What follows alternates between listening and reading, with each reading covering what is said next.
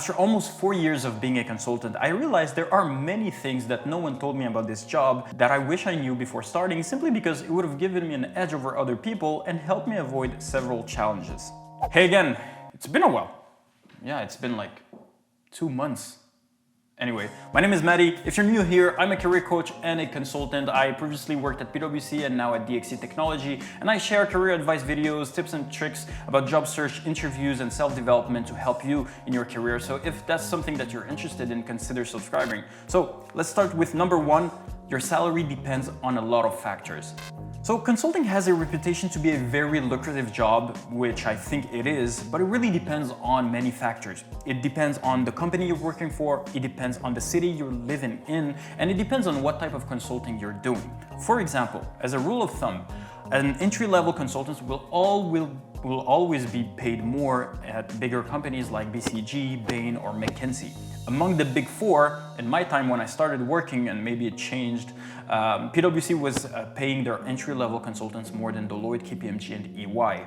Even I know that people living in Toronto, LA, or New York, those big cities, were paid more, and I assume because it's more expensive to live there, but maybe there are other factors as well. And finally, depending on the skills that you will be acquiring during your job, you will be paid more. For example, I know that IT consultants over time will be paid more than other types of consultings just because the skills that they will acquire will be more niche. For example, Workday, SAP, Oracle, and even there it depends on your level and companies, like I said. And this first point was a revelation for me when I was working at PwC. I was too complacent before understanding this factor. So yes, don't just trust blindly what other YouTube videos are telling you about salaries and or blog posts unless you're doing the same type of consulting in the same city and at the same level. Know your worth and then pursue it. Moving on to number 2, multi-million-dollar clients are still human beings. So one thing you need to know about me is that I worked in retail before working as a consultant. I worked at Guess, Nespresso, Best Buy, and other small stores, and I was always complaining about bad customers. You know, the rude ones, the ones that come into the store 5 minutes before we close, the ones who ask me to talk to my manager, you know, all of these ones. So when I started working as a consultant, wearing suits and then going to tall buildings and talking about multi-million-dollar deals, right? I thought that I would meet classy, professional people, but I was wrong. I was wrong. These people are still human beings. They're still the same. They still had the same traits as those customers that I met in my retail experience. Instead of being rude in skinny jeans, they were rude in suits. Instead of coming into the store 5 minutes before we closed, they would send me emails at like 10 p.m. Expecting an answer. And instead of asking me to talk to my manager, they would go to my manager without me knowing. So yes, like I said in my previous videos, all of your customer service experience, your client management experience will be relevant as a consultant. So please, please, please include it in your resume. Talk about that in the interview process.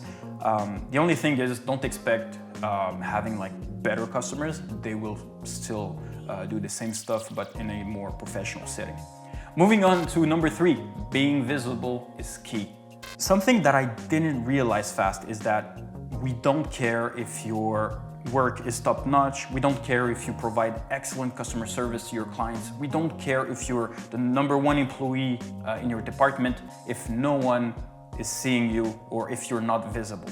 To be visible, you needed to be active during meetings, you needed to talk, you needed to raise your hand. Before COVID, you needed to go to events, to cocktails, meet people, talk to the partner, talk to the manager, talk to the director. Even if you don't have like a direct relationship in the department, you needed to be visible. No matter what happens, one thing you need to know is employees who get raises, who get promoted, are the ones who are visible. They're not explicitly the best, they are just the ones who everyone knows, right? Because they're so active during meetings and during other events. Which I don't really like, if you ask me personally, because I don't know, it's a little bit fake, you know?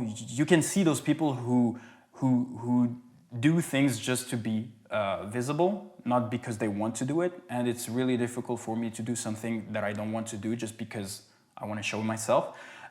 So yeah, that's the reality of the job. Number 4, all work is not equal.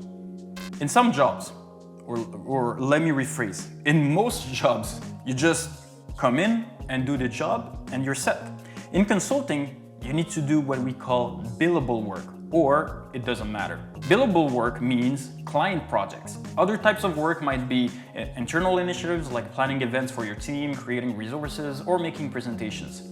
Those are still important, but at the end of the year, during your performance review, the number one metric that they will see is what percentage of your time did you spend on clients' projects. And it's only normal because consulting companies make money only if you work in clients' projects, not when you're doing like internal initiatives.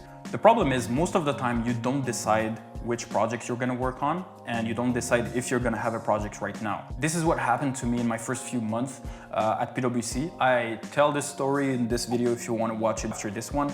But yeah, the best advice I can give you is to be proactive. I know this word is overused in the consulting industry, but be proactive. Ask your manager for projects. Ask your colleagues to help them in their own projects. Because as long as you ask them, as long as you bug them, as long as you're sending emails to everyone to ask for work, from my experience, they will not tell you like anything. And number 5, the last one, it's one of the best jobs one could hope for. If you watch my other videos, you know that I wanted to become a consultant for what I call superficial reasons, just like traveling, having interesting projects, and having a high salary. And to a certain extent, I got all of those. I traveled, I got interesting projects, and I was well paid. But in the end, and what matters to me right now that I've been a consultant for 4 years, is that this profession gave me the flexibility to create what Ramit Sethi, one of my favorite authors, call a rich life. A rich life is when you craft your life around things that matter to you.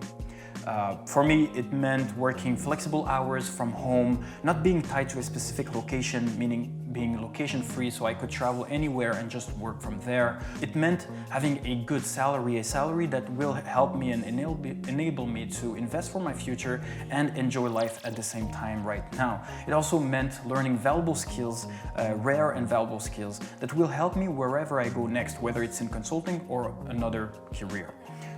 And that I wish I knew sooner, just because I know that I would have been grateful for my career even earlier in life. There are plenty of other things that I could say, but to be frank, you could consume all the information in the world. Everyone will have a different experience. You can watch other YouTube videos, you'll see that it's really, really different than what I lived personally. So my biggest advice for you, if you're interested in consulting, just jump headfirst and just experience this career for yourself and see if you like it. If you're interested in making the jump right now in the consulting industry or any other industry, make sure you check the description below. You'll find a ton of resources just like LinkedIn, optimization checklist, or resume tips to help you do that. Again, I appreciate you watching until the end. Make sure you hit the like button and subscribe for more content just like this one, and I'll talk to you soon. Ciao.